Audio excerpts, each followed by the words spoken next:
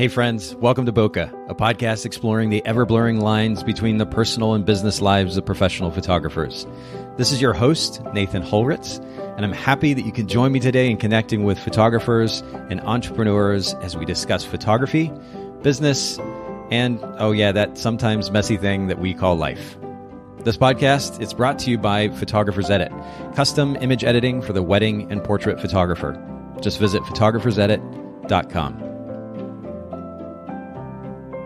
All right, Bokeh Podcast listeners, we are here yet again for another episode, and I'm here with Vanessa. I kind of feel like I can call you a longtime friend. I feel like I've known you for a while, but Vanessa Hicks is here with us today. Thank you so much for making time for the Bokeh Podcast. You absolutely can call me a friend, Nathan, because you are my friend. Hi, guys. I'm so excited to be here. Yeah, and I have to say, you're saying here, but please tell us where here is, because I'm a little jealous. I am in Hawaii right now. Beautiful 82-degree day with sunshiny skies. So yes, I am here in Hawaii right now. And yeah, so a little FOMO, I completely understand. What island? I am here in Oahu. So that's where Honolulu is, Waikiki is, the quote-unquote main island. Okay. Yeah, I had the opportunity a couple of years ago to take my kids, and it's definitely one of my favorite vacations with them to date, for multiple reasons. For so many. Oh, I mean, Hawaii exactly. Is so beautiful. If you've never come here, I mean, save up, come. I grew up here, so it's nice to be back. We're here for about 2 more years before we move, and I know I will kick and scream and cry when it's time to leave. Well, and you're moving around because your husband is in the military. Is that correct? Correct. So he, in January, will make 19 years in the military that he has served. Wow. And we have orders to San Diego in 2020. Okay. So I up and move my business quite often. Well, fortunately, you're only, like a 5-hour flight from San Diego, so you can always jump back over to Hawaii when you need that time. Yeah, I mean, that's the plan. It's, 5.5 hours, depending on the wind, so just through the Pacific Ocean and right back home. All right. So we normally start off the podcast episode with a question about your so-called technique for time, how you create free time for yourself. Because, I mean, let's all be real. And for those who have not had the opportunity to visit Hawaii, you need to. If you don't know where to start, go ahead and head over to Oahu. Do Waikiki Beach, of course, visit Pearl Harbor, go snorkeling. I mean, these are the things that I had the opportunity to do with my kids. And by the way, if you like Japanese culture, it felt like half of the people there were Japanese, which made me feel in my element because I grew up in Japan. So I'm getting to use my Japanese. And I was like best of all worlds. Beautiful location of Hawaii. I'm still in the U.S., but I'm also hanging out with what feels like family, the Japanese culture, Japanese people. And it was awesome. But all that to say, you've got kind of a wonderful selection of things to do there in Hawaii. How do you, first of all, create free time for yourself as a very busy business owner? And then what do you like to do with that free time? It's funny that you mentioned that because, right now we're coming off of busy season.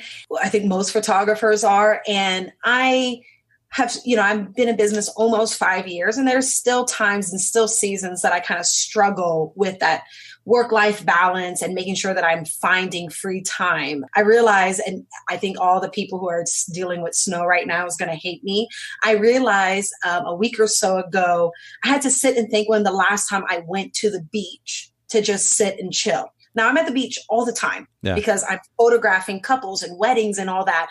And when I say that it's been almost 2 months since I relaxed at the beach, yes, and it's 5 minutes away from me. So I am actually. Man. Yes, I know. How dare you? Please do not send me any hate mail. I know. I'm going to the beach this weekend. But in order for me to make sure that I find that time, I am a notebook, paper, calendar person. And so I literally will look at my calendar throughout the month, and I will write in pen. If anything's in pen in my calendar, it cannot be undone. That's just my OCD with that. I love that. But I will write down days off. Because if I don't, I am a kind of workhorse and I get a lot of tunnel vision. And then I'll realize that I haven't taken a day off and had any free time for myself in weeks. So I make sure that I write it in pen on my calendar on these days off. And I also just found time management skills. If any of your listeners have not read the book 168 Hours, go on to Amazon and pick it up. It's all about time blocking, and that we do have more hours than we think if we schedule it correctly. So that was kind of a really good book that helped me find free time, because it's there. You just have to make it happen.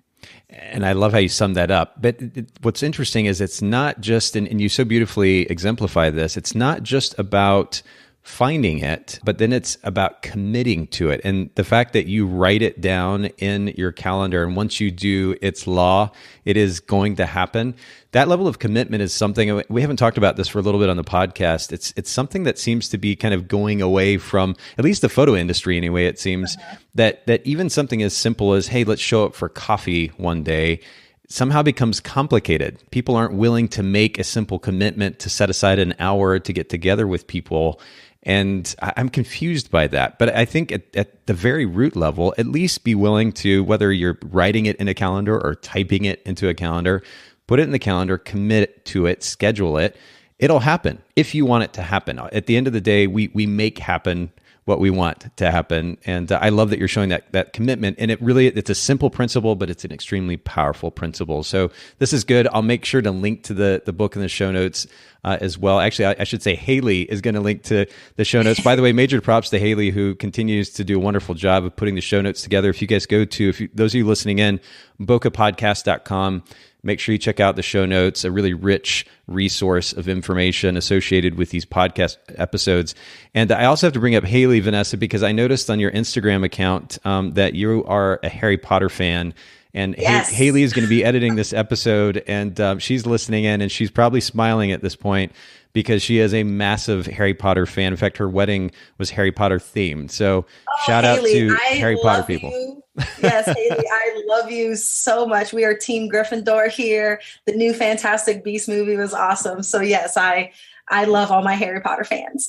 That's so great. Well, again, thanks to Haley for the show notes. And for those of you listening in, if you want to check out that book, 168 Hours, make sure you go check the show notes out, bokehpodcast.com. We'll link to that book. And actually, speaking of impactful books, that's certainly one. Is there another that comes to mind that you've read lately or maybe in the past that was extremely impactful to your life or to your business? This year, I actually read, it was called Girl Code. Okay. And I spent, a couple years just kind of really diving into community over competition and empowering women. And this book from Kara, and you spell her last name Leyba. Okay. And she's the author of Girl Code. And she is all about empowering women and making sure that you're surrounding yourself with the correct tribe of people. I think anybody, if we're a small business owner or just a human being, we may have found ourselves in positions that we have surrounded ourselves with maybe opportunists or takers in our lives. And this book talked about how to find the correct people and how to also make sure that you're protecting yourself, your brand, your heart, and allowing the correct people to come into your space. And when you do that, you allow yourself to be more successful. And as I really worked on that in 2018, the book, it changed so much for me. And I don't find it to be coincidental that 2018 was one of my most successful years when I was able to kind of trim the fat with people who I allowed in my space. Yes.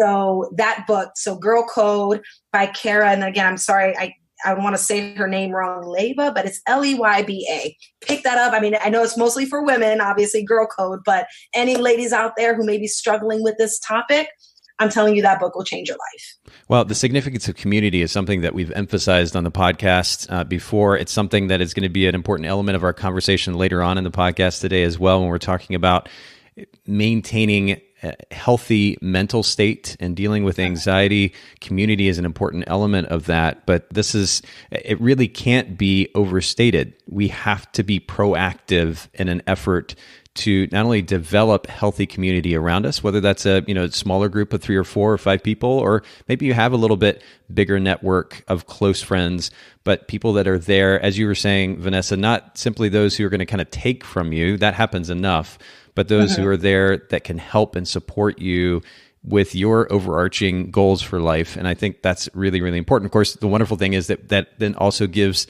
us the opportunity to pour into those same people. It's a win-win situation, but we'll make sure to link to that book in the show notes as well. Girl Code. Thank you so much for sharing that with us. And then do tell us, this is kind of a normal question or regular question, I should say, on the podcast, something that is totally random about you that maybe most people wouldn't know from just going over to your website or seeing you on social media.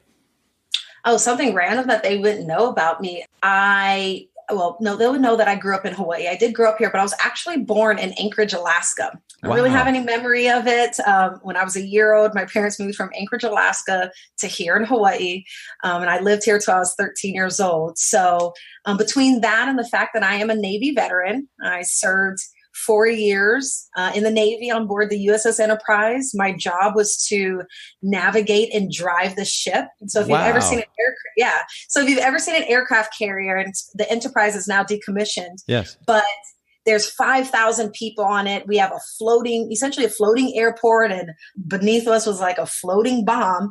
But I drove that ship, through some, dangerous waters, and I've been all over. So I spent 4 years. I joined when I was 17, and I always am grateful to the military because it is what helped me grow as a woman and teach me a lot of basic things that I did not necessarily have growing up.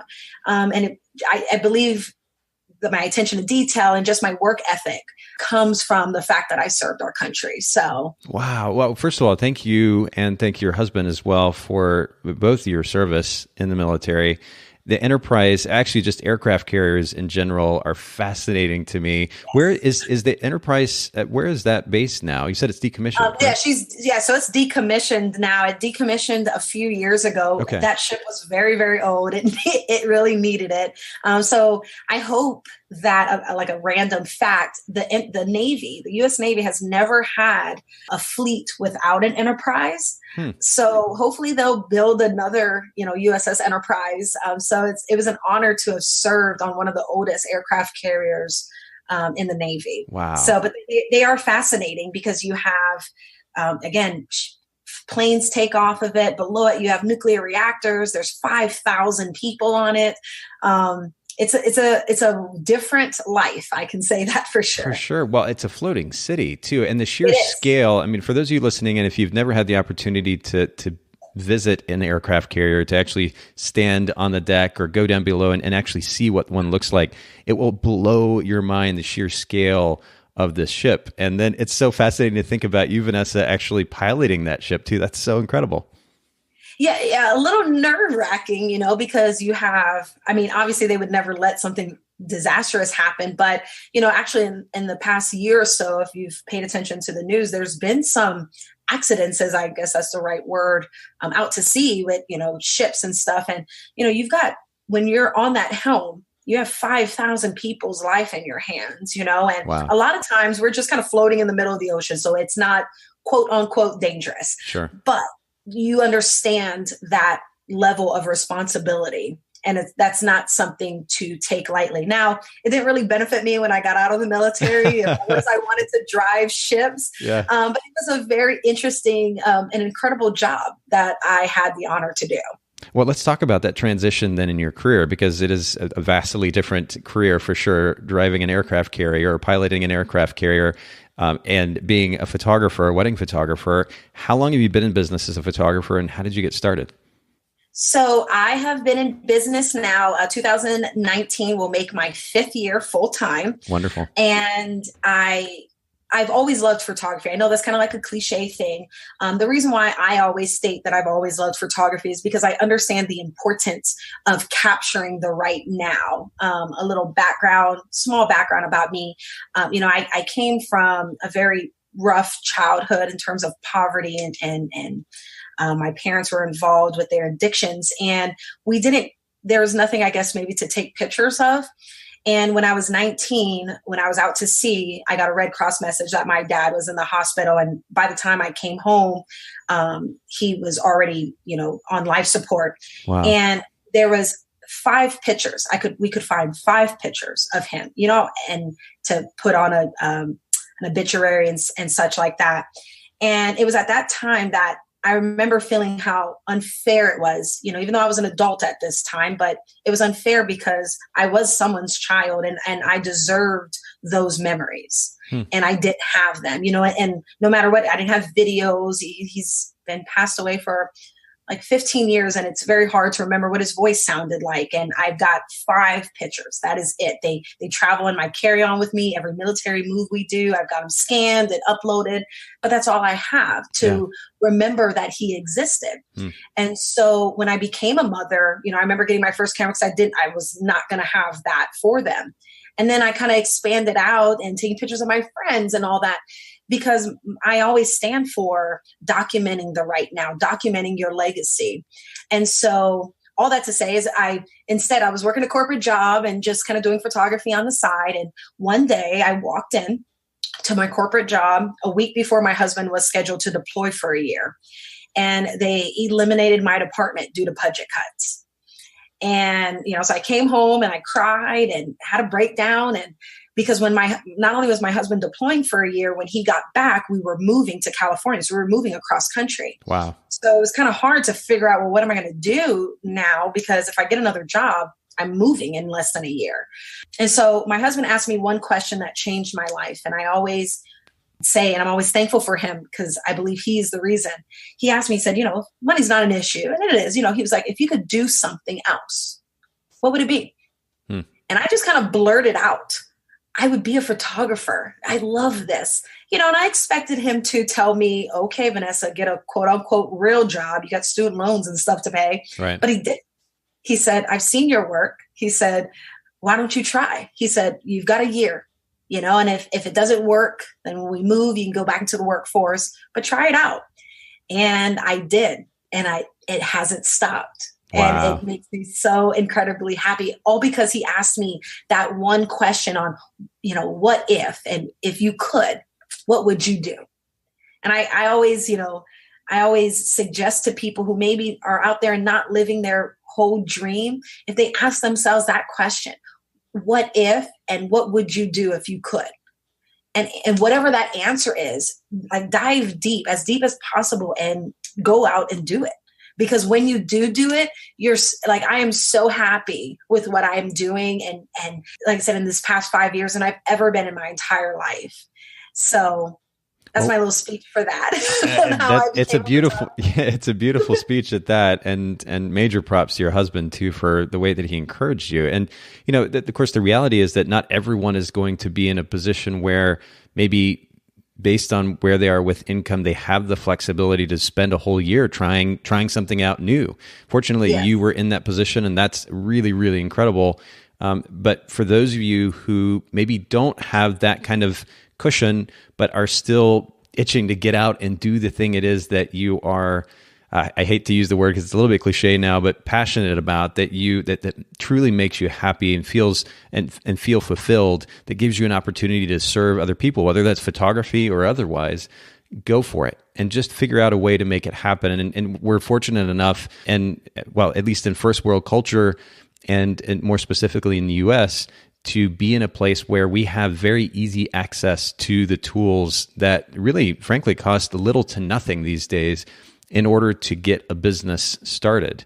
Just just try. You take that leap, no matter what your situation looks like, small baby steps. Yeah. But I've never met somebody who regretted taking a leap. Now, there's all the, and it's a whole nother topic, there's going to be obstacles and failures and all of that.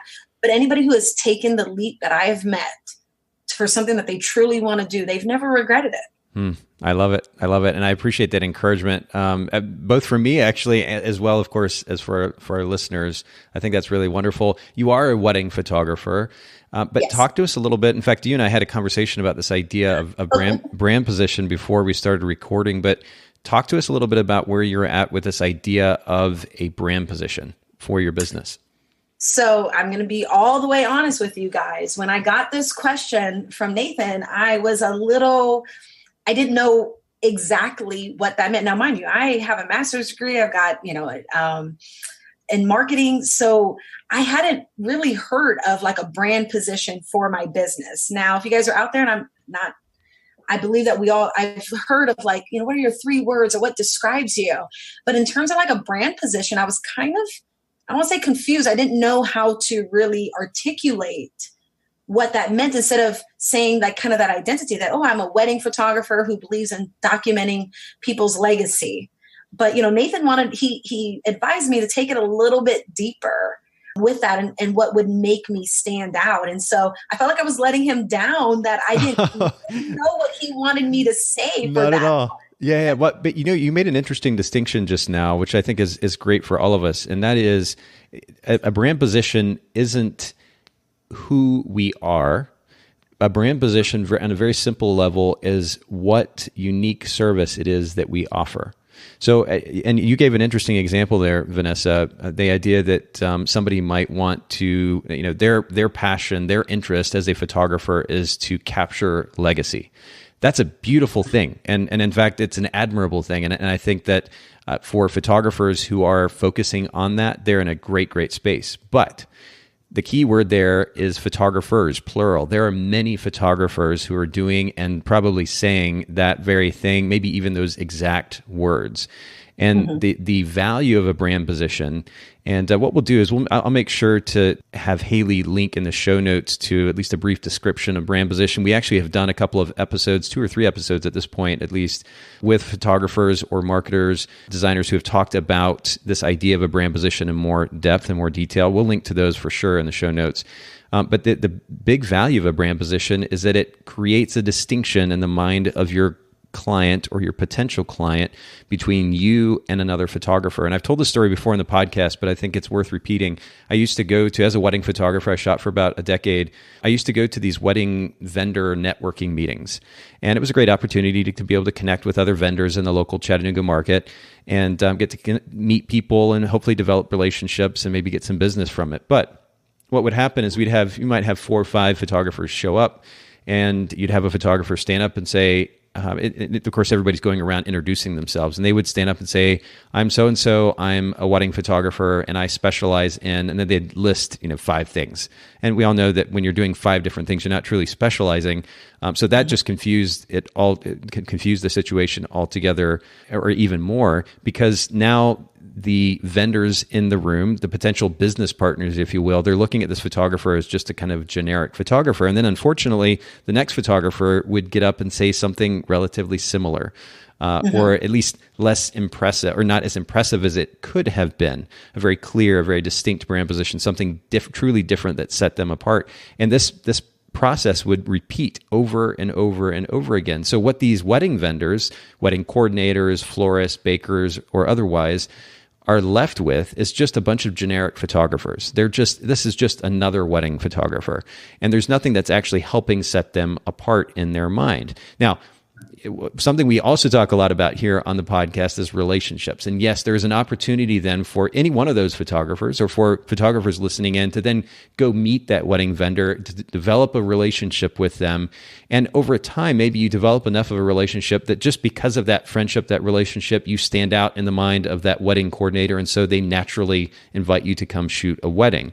But in order to take a very quick leap with your brand, if you want to market quickly and effectively, you need to be able to very quickly and effectively communicate what differentiates you from the other photographers in the either literal or figurative room. And so when, instead of getting up and saying, hey, I'm a wedding photographer, I might get up and say, hey, I'm a film wedding photographer who only shoots black and white, and I focus on skateboarders. Now, there is something that is certainly going to be unique, and it's going to automatically distinguish me from the other wedding photographers in the room. The other cool thing is I now know my very, very specific target market. So not only do I have a very clear, concise message that enables me to go effectively market, but now I also have a very, very focused target market to go after.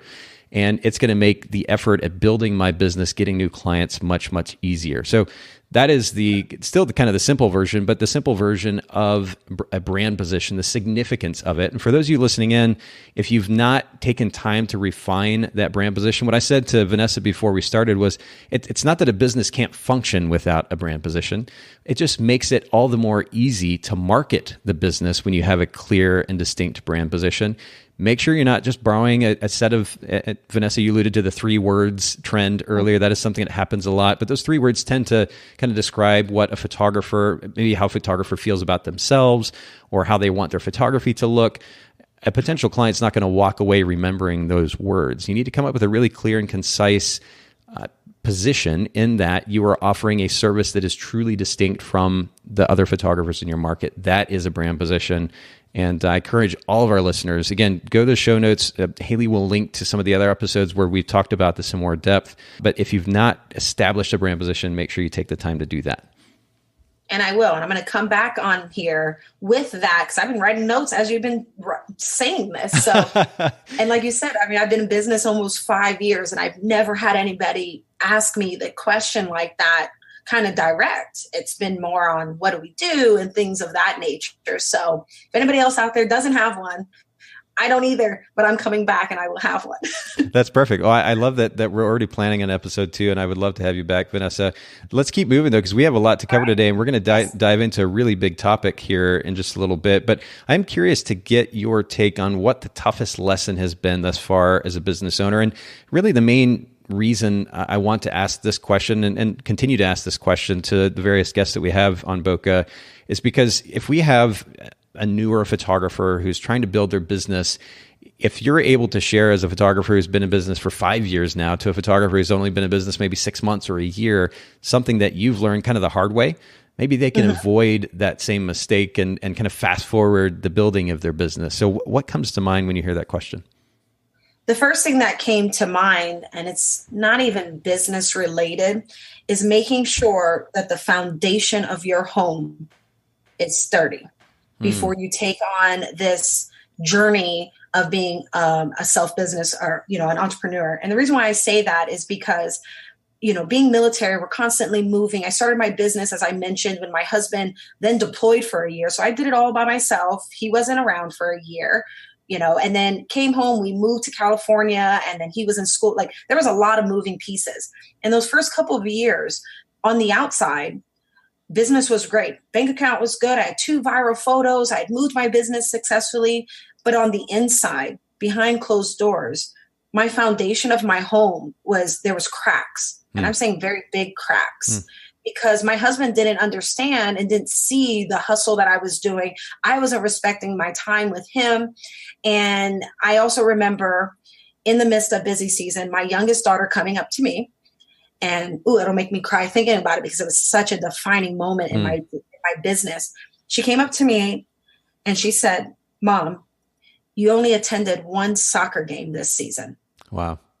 Now, mind you, again, as a business owner, remember our dreams is so we can, live this life and make our own hours and do all of this other stuff. But in those first couple of years, you're just in the grind. You're in the hustle. You just want to get your name out there and take everything that you can. But my personal life was failing. And in turn, my business was not succeeding. I truly believe that your personal and your business life they both have to work. And so if anybody is new out there and you're in that grind, the toughest lesson that I learned was to make sure that my foundation in my home, because at the end of the day, that's what truly matters, was secure, was steady. Because the minute that I got my work-life balance, things that we talked about, the free time and all that together, and my foundation was good. And again, I think of it as building a home. Once that foundation was straight and secured, I was able to build up. And then to build my home. And now I'm traveling and expanding my brand and doing all of these things because that foundation is set in stone, in concrete, and there's no cracks. And so that was probably the biggest lesson that I learned, was to make sure that is set in stone and try to do that. Because if you're building your business on a rocky foundation, it'll eventually crash. And that rocky foundation, I love that you point out the significance of the personal health. And this, of course, personal health, we could be talking literally about physical personal health, but also family life, relationships, and mental health, as we're going to be discussing a little bit later. I mean, there are multiple elements that encompass this idea of being healthy as an individual. But I mean, I've personally seen this actually even just in the last, well, I'll say 6 months or so. The transition that I've been able to make on a personal level with some of the things that I've been dealing with has translated drastically and beautifully to what I'm able to do in business. And when I hadn't addressed those issues, it did affect the way that the confidence and even my work ethic as a business owner. It's really, really important that we are healthy personally. And again, this is a beautiful segue into our eventual discussion here today about mental health and dealing with anxiety. But I love that you focus on the importance of this, Vanessa, that you've made it a priority. And it could probably be like a 3 or 4 part podcast really talking about what you've done in order to address those things. I won't go there today just for the sake of time, but I really appreciate you being open and vulnerable and sharing what you've been through. And for those of you listening in, definitely address the personal life because it will drastically affect what you're able to do as a business owner. And if you need help, see a therapist or at least go to a close friend and begin to communicate, to open up and share what you're struggling with and work at finding solutions to that because it will make all the difference in the world as a business owner. I hate to move away from such a serious topic and could go to something a little bit more lighthearted, but I am curious. This is something that we ask a lot on the podcast. What is in your gear bag? And more specifically, what's a favorite item in your gear bag these days? Oh, yay. So I am a Canon girl through and through. I just purchased my Canon Mark IV, and then I also have my Mark IIIs as a backup, but I'm also a Sigma girl. So I use all Sigma lenses with the exception of a few. Really? Okay. Yes, I am. I know. Except like my 7200 is Canon, but I have my 35, my 85, my 50. But my workhorse, the lens right now for the past couple years that has been my favorite is my Sigma 35 art lens. And the reason why is because, again, I live here in Hawaii. I believe that people book me, obviously for all the other things that we've talked about, but because they can envision themselves in my pictures. So I take a lot of wide shots, a lot of wave crashing shots. Why? Because I want to show off Hawaii. And my 35 does that beautifully. And then I can run up to them and take close-up shots. So I don't use my zoom lenses and such as much because I'm trying to create this story. And really, I want to create FOMO. I want people to look at these images and be like, gosh, I wish I was there in Hawaii. And then when they do come here, they know the location that they want to shoot at because they saw it in my images and they saw these couples or this family there. And that's what I've literally had people say, I've dreamed of coming here and shooting here. And if I shot with anything tighter, they wouldn't be able to see that. Yeah. So my 35 is my favorite accessory in my bag right now. But I have to give you major props too, because I'm actually on your Instagram account right now. And for those of you listening in, of course, we'll link to this in the show notes as we normally do. But if you go to Instagram, Vanessa, Vanessa Hicks, Hicks photography, Vanessa Hicks photography. I'm scrolling through your feed and I love the variety in your feed. There's the fact that you love the 35 so much isn't obvious in the sense that you're not shooting the exact same type of photo every single frame. I love the variety there. I love the variety in the color and composition. And you mentioned the wave crashing shots, which would kind of be naturally indicative of a place like Hawaii, but you're not just posting those pictures either. I love the variety that you're putting into your Instagram feed. So major props to you and just, beautiful work too.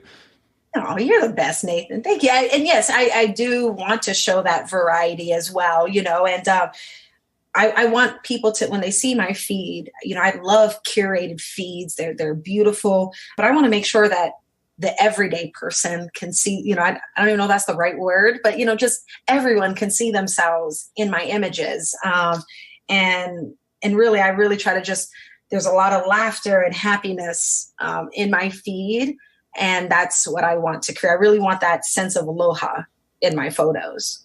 Yeah, well, I mean, the reality is most clients or potential clients aren't booking us because we have the perfect Instagram feed, right? That is certainly an element. I mean, I know, in fact, local photographers that I've been chatting with are doing significant business through Instagram. And in fact, I think in one or two cases, almost exclusively, if not exclusively, through Instagram, they're getting their new clients. So I don't mean to minimize the significance of Instagram, but more specifically that this notion of how an Instagram feed should look, I think, is more important in some cases, if not many cases, to photographers than it is to the client. And the fact that you're showcasing a wide variety of work versus the same same finish and composition with the majority of your work, I think is really, really nice. And it's frankly, it's refreshing to see too. It's that kind of variety. So props to you. For those of you listening in, again, make sure go to Vanessa Hicks Photography. I'm stumbling over my words here.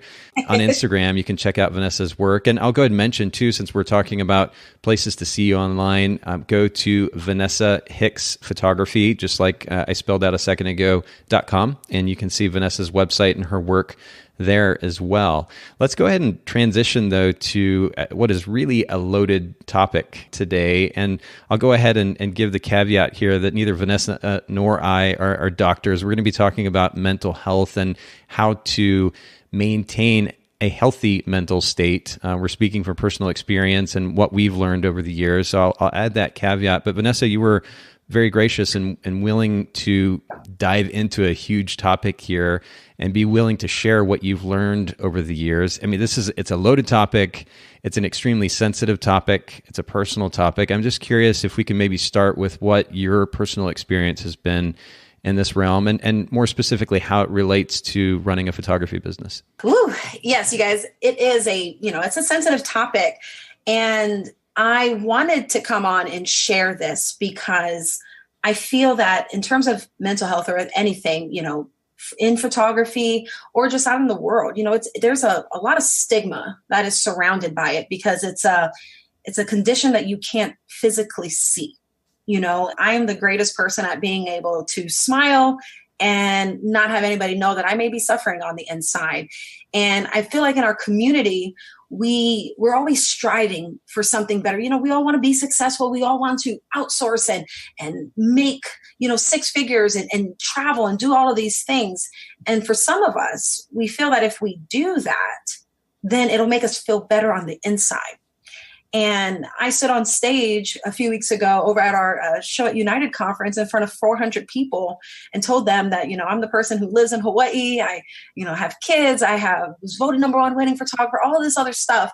And I struggle with anxiety and depression because I wanted to be the face for that. If there needed to be a face for someone who is quote unquote successful and has issues with mental illness, that there is someone out there. I wanted to give other people permission to let them know that they're not alone at all out there. But it is very important, as we've kind of really talked about so far, about being healthy. And by being healthy will translate into your business and making sure that you have a successful business. And so for me, my personal experience with this, being a small business owner is not the reason why I have anxiety and depression. That's from years and issues that, from a long time ago. But as I became a business owner, I found that my anxiety was at like an all-time high, right? And I know that may sound like simple. Well, yeah, you're running a business, but it was different than the anxiety that I have experienced before.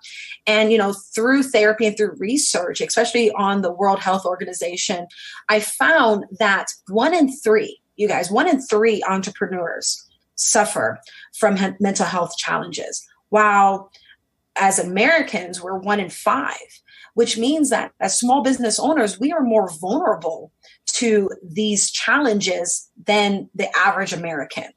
And I wanted to figure out why so I could work on those triggers to make sure that I could continue to be a successful owner. I didn't want to live my dream. I didn't want the fact that I was living my dream to be detrimental to my mental health, because that wouldn't work in the long run.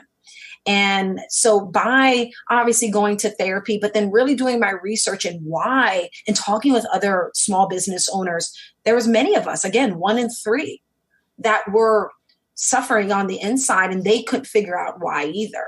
And so I wanted to really work on making sure that mental health, and us as entrepreneurs talking about mental health and knowing that we are not alone in this journey. I wanted to be that face for that. And I wanted to be that sounding board and give people permission to know that they're not alone in this.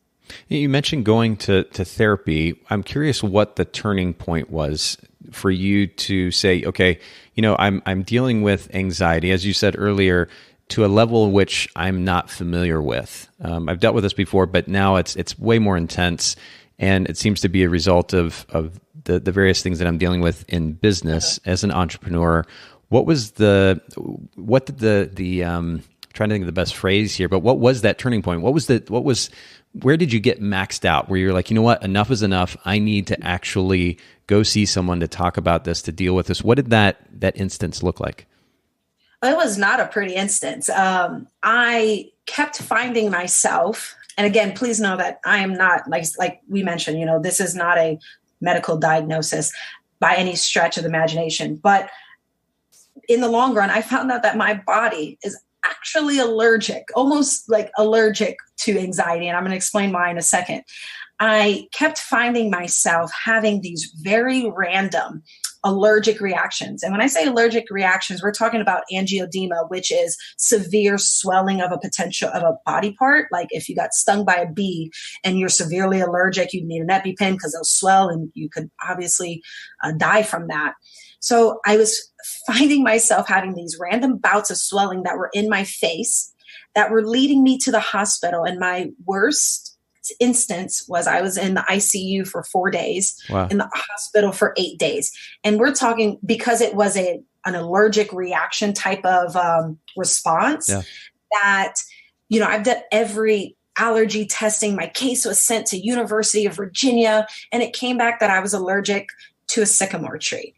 Every instance of these flare-ups was getting worse. And like I said, this particular time, I was in the hospital for 8 days. And this is also in the beginning of me running my business. So I'll never forget a doctor. After you're in a hospital for 8 days, your doctors and the rounds and all of that. And I had a random person come in, and he sat down, and, he asked me just some simple questions like, are you happy? Are you feeling? And I knew at that moment what and who he was. And I wasn't ready for that. Like, I'm not crazy. You think of all these things like there's something wrong with me, and it's not on the inside or anything like that. Right. So I kind of sent him out of my room.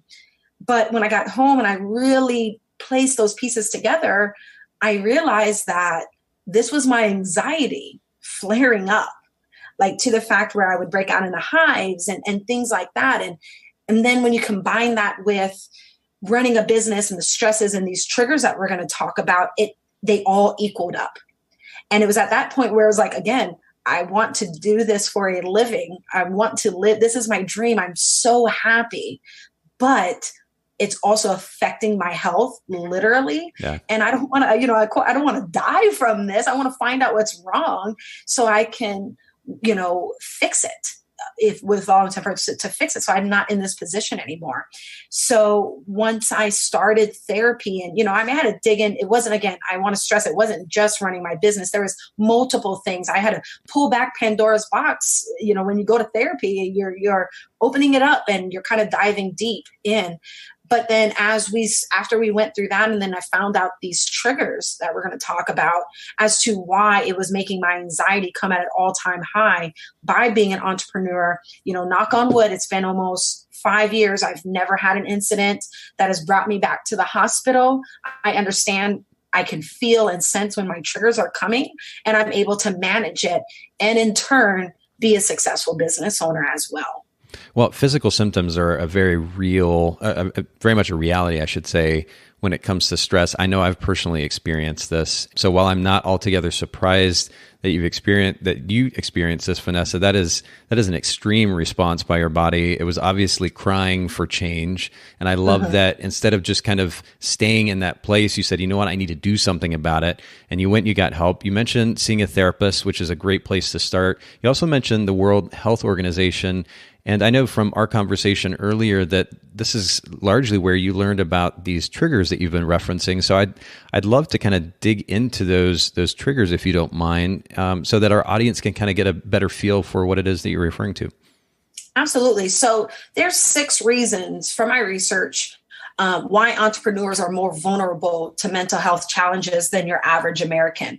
Now, your average American is obviously going to suffer through or might have these as triggers as well. But in terms of being a photographer, being a small business owner, these were the 6 reasons. One of them was stress and that lack of self-care to manage said stress. Again, we're coming out of busy season. We were all stressed out probably right now within these last couple months. But if somebody that is dealing with anxiety or depression or any of the other mental health challenges, stress is a very detrimental thing to your mental health. So stress was a big one. The uncertainty, we are living a career, our dreams may not be a guaranteed paycheck every week that we're used to. And it's not a completely 9-to-5 job. We don't exactly know when we're getting our next paycheck or, things of that nature, that uncertainty of, am I going to make enough this month? My business going to succeed this year? Am I going to make it past that statistics of the percentage of small business owners that fail in 3 to 5 years? Like that's out there. That's real.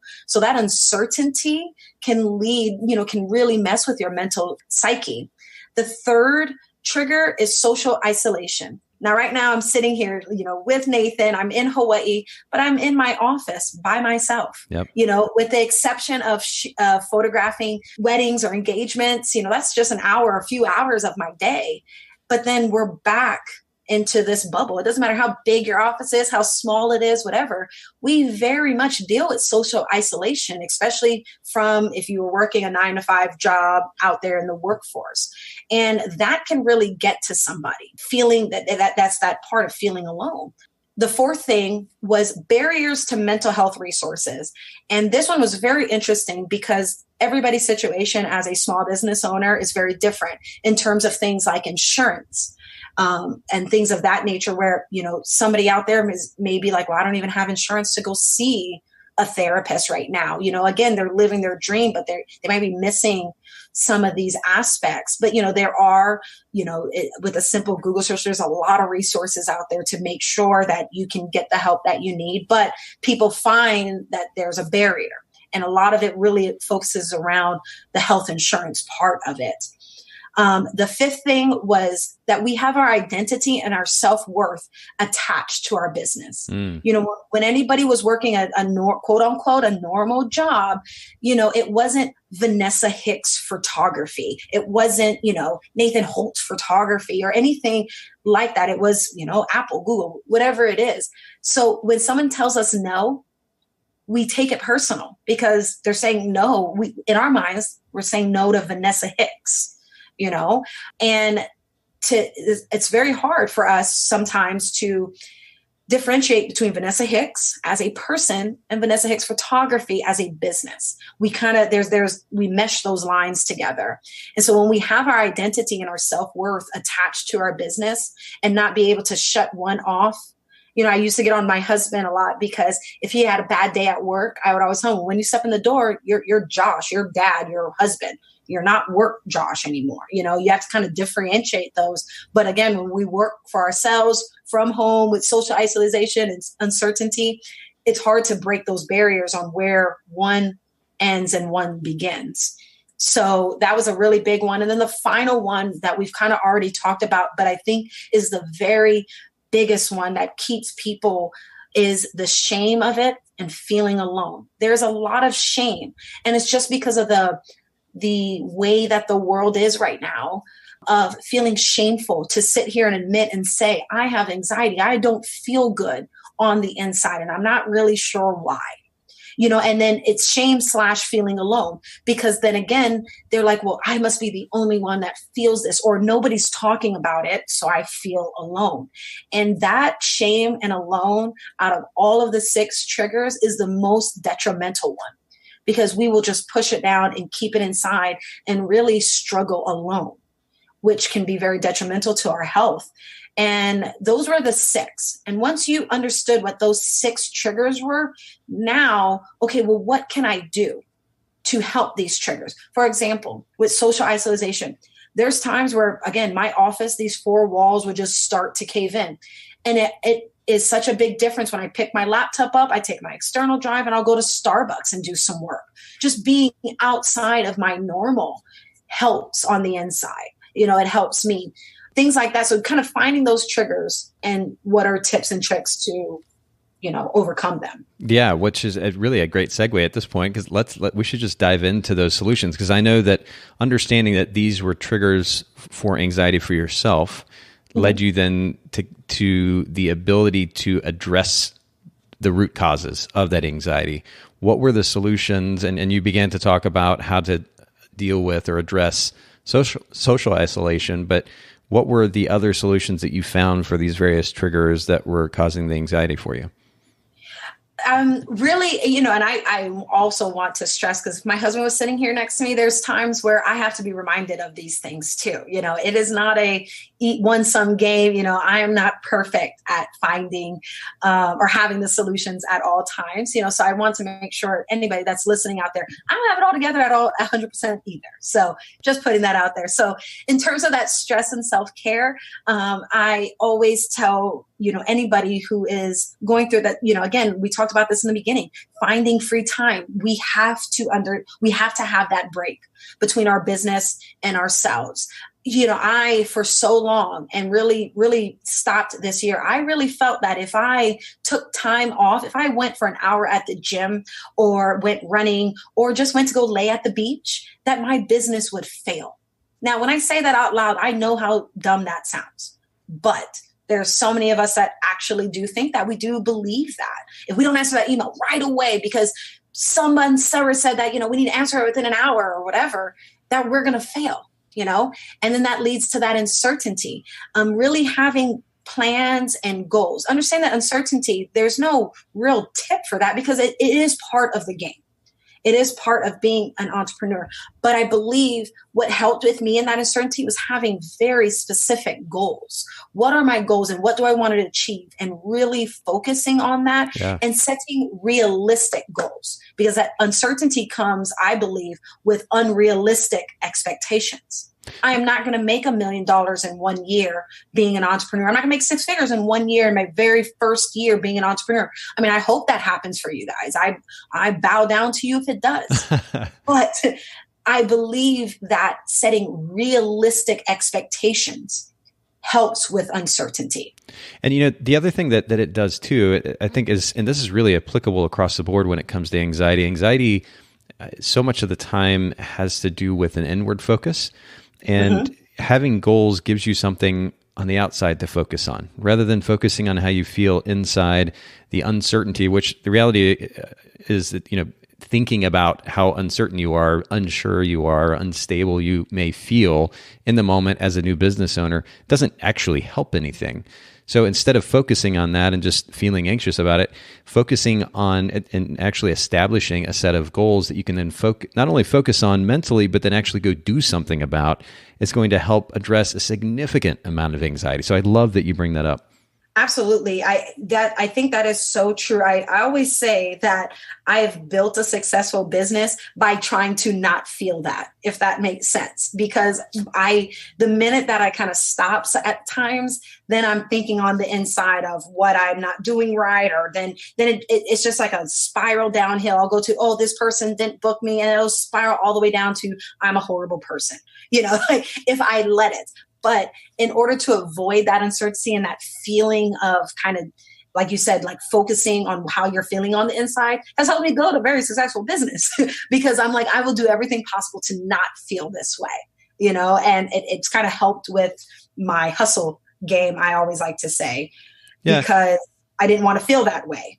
Well, self-awareness is important, and I certainly don't mean to minimize the significance of self-awareness, but the difference between somebody who is going to get stuck and someone who is going to be able to still move forward and build a successful business is that they develop a certain level of self-awareness about who they are and then what it is that they want out of this business, and then they go do something about it, right? Somebody who is focused inward and stays there and then talks about how terrible everything is it's no wonder that everything seems so terrible because as you said, Vanessa, they get stuck in the cycle of inward focus, and it's only going to snowball from there. So Exactly. again, having something tangible on the outside to focus on, in this case, goals, enables you to step beyond that anxiety, that temporary, I'm going to suggest, anxiety, and move forward with your business and begin to make those steps forward that are then going to be encouraging, right? You're going to feel good when you accomplish, and ideally set small goals, or we've talked about task and project management in the past here on the podcast, but it's comparable to that in that maybe a big goal is like a project, and the tasks underneath that are required to accomplish that particular project. The individual tasks are the small goals. So set small goals for yourself, attainable goals maybe that you can accomplish in a week or 2 weeks or maybe a month, and then let those smaller goals lead to the accomplishment of a bigger goal, and you'll be well on your way to establishing a business that works. But that outward focus, again, is so important. I'm so glad that you highlight that. Then you talked about social isolation. You began to address kind of how to deal with that. Very simply, just getting out and about, getting out and around other people. I mean, I'll do this at times. Just going to a coffee shop it can be encouraging. It's funny how just being in the presence of people can be encouraging and helpful in this regard. But have you found other kind of tips and tricks with regards to how to deal with that social isolation? Also, the very big one for me is that I'm lucky to be, one of the leaders here of the Rising Tide Society. Yeah. There's, 600 chapters worldwide. Being around other creative entrepreneurs, obviously helps with that as well. So, find your local Tuesdays together. And if you guys are online, and Nathan, I hope that it's okay to talk about it. For sure. Tuesdays Together also has I don't want to say a chapter, but they have a Facebook group that is for the creative and chronically ill. And I don't let that chronically ill kind of get to you, but it was a group that was meant for our community to be a part of. And I'm just a part of it. But, for anybody that is there, that has any sort of quote unquote mental issues or physical issues or anything that is maybe somebody that might be suffering. And it's such a group that is there, and it's a safe place. So maybe you don't have a Tuesdays Together around you, or maybe you haven't found your tribe yet, but the Rising Tide created this Facebook group where it's a safe place for someone who may be suffering on the inside or on the outside, anything. I remember somebody in there that was going through cancer, and, I'm in there all the time talking about mental health, and so are hundreds of other people. So, maybe your group isn't physically around you, but even sometimes being in a safe space online helps as well. So if you guys do look that group up, again, it's the Tuesdays Together, and then it's --creative and chronically ill. It's meant for members of the Rising Tide Society to be able to be a part of and have a safe space for them to be a part of. And then, in terms of having your identity and self-worth part of your business, some tips for that was understanding that I am not a business owner 24/7. I mean, I am a business owner 24/7, but being able to differentiate that. And as I had mentioned, telling my husband that when he walks through the door, he's not, Lieutenant Hicks, he is dad, husband. I really had to focus on creating certain things that I am not Vanessa Hicks photography. I'm mom and wife, setting hours for my business, making sure that I eat with my family. I don't take any sessions on Saturday mornings because that's when my daughter's soccer and tennis games are. Like I said, in the beginning of the show, when my daughter came up to me and let me know that I only attended one of her soccer games one year. I will never let that happen again. So I'm able to really differentiate between the two.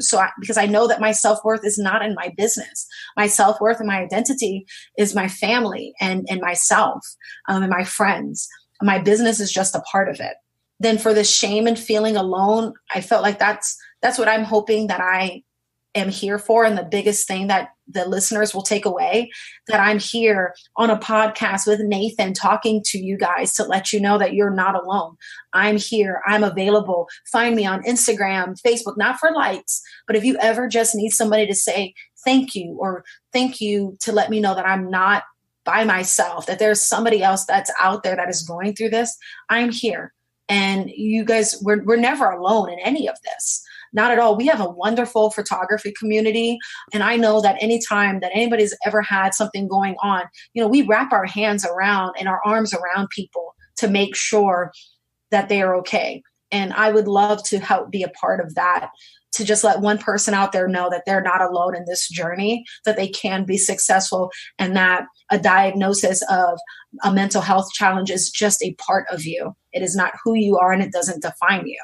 Well, that's really gracious of you, Vanessa. And I really appreciate the way that you've made yourself, or you're making yourself available even now, certainly to share today on the podcast, but then also just to those listening in that, hey, if you need to reach out, you can. I'm here. And, this speaks to the significance of community. It's interesting when we're looking at potential solutions to these triggers that you talked about, whether it's social isolation, even the barriers to mental health resources. If you don't have the financial wherewithal to go see a therapist, for example, it's amazing how when you look at the relationship between an individual and their therapist, so much of that relationship is just simply based around basic conversation. Somebody feels like they can go freely open up to someone else, and that in and of itself is therapeutic. And so again, the significance of community, finding whether it's one person or two people or three people or 5 or 10 people, or if you're a little bit apprehensive connecting in person with somebody, especially over a topic like this, going to a Facebook group where you feel like you can open up a little bit more. But community, investing your time in finding community, it's so, so important. You do have to take the step, maybe take what feels like a risk, but investing in community is going to make a big difference when it comes to that feeling of isolation, even the potential barrier to resources. The idea of feeling shameful and alone, again, that could help be minimized by getting involved in community. I think the significance of community cannot be minimized, particularly in a conversation about anxiety. And I love that that's been highlighted here today. One other thing I want to mention too, you mentioned identity, our identity being attached to a business. And I think a lot of this comes from, or at least can be addressed by taking a step back from your business and looking at your personal life. We've talked about the significance of values here in the podcast before, and I'll make sure to have Haley link again in the show notes to Tony Robbins' ebook. Actually, it's about 100 pages long, an easy read, and likely one of the most impactful books that you'll at least read this year, if not ever. He talks about some really powerful psychological principles there, but one of the things that he addresses is the significance of values, establishing personal values and understanding what those mean for yourself. And the cool thing about values, if you're actually establishing and clarifying what your deep-seated values are, is then you'll then understand that the rest of your life is essentially an outpouring from those values. And that can be on a personal level and a business level. If you understand what's most important to you internally and personally, then your business is just a means to an end, and that end is living out that value system. And now, when you've made that separation, you're able to clearly distinguish between your identity as an individual, as a human being, and your business, which is just an outpouring of who you are. And I think making that distinction is going to be really, really helpful when it comes to creating that distinction between your identity as an individual and what your business actually is. And so, I cannot recommend that particular ebook enough. The original book, I think, was like 600 or 700 pages, maybe more than that. He distilled it down into this ebook. It's really powerful. It's free. We'll make sure to link to it in the show notes for those of you that are curious. It is seriously one of the most impactful books that you'll read this year. Vanessa, this has been really good, and I know it's such a loaded topic, and we just kind of barely scratched the surface, but I have to say again, thank you for being willing to open up about it, to share with those listening in, to make yourself available for potential continued conversations online or offline. Absolutely. I mean, thank you, Nathan. I think to take a moment to thank you for allowing a topic like this to be talked about on your podcast. I think that says so much about you and what the podcast stands for, because I believe that this is such a big part in being a successful business owner, but I understand that it's a tough topic to talk about. So I think, the round of applause goes to you for allowing this topic to be shared with your listeners. I really and truly appreciate it. Well, that's very generous of you. I'm just glad that we can have conversation, and hopefully for the sake of our industry. I mean, that's really the biggest goal for the Bokeh Podcast, is to hopefully in some way, some form, add value to our industry, help our industry. And I think this is a really wonderful conversation that we've had here today. And I can't thank you enough for your transparency. Will you share with our listeners one more time where they can find you online, social media, and your website as well? And of course, we'll also link to this in the show notes. Pretty easy. If you look on Facebook, it's Vanessa Hicks Photography, Instagram as well, Vanessa Hicks Photography. And then my website is www.vanessahicksphotography.com. If you're ever in Hawaii, hit me up. Just if you want to sit at the beach with an umbrella drink and watch the waves, I'm down for that too. Or talk about Harry Potter. Haley, if you want to talk about Harry Potter, come to Hawaii. We can do that as well. That's awesome. Thank you so much, Vanessa, for making time for the Bokeh Podcast today. Thank you for having me. Thanks so much for listening to the Bokeh Podcast today. Will you let us know what you think by leaving a review of the podcast in iTunes or maybe in the Apple Podcast app? And I'd love to hear from you personally with your thoughts about the podcast, maybe suggestions about future topics and guests for the show. My direct email is nathan@photographersedit.com. The Bokeh Podcast is brought to you by Photographers Edit, custom image editing for the wedding and portrait photographer. Just visit photographersedit.com.